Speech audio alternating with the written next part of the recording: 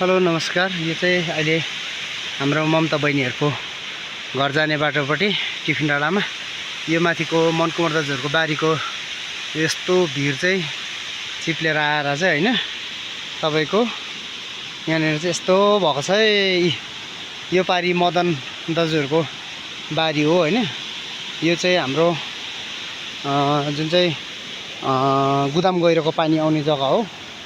यहाँ चाहिँ बाटो चाहिँ अहिले यस्तो छ। एउटा राम्रो छैन नि हो, एउटा राम्रो छैन। यो चाहिँ गुदाम गहिरोको हो पानी। यहाँ माथि माथिसम्म खोला आएको थिएछ, यस्तो भएको छ है।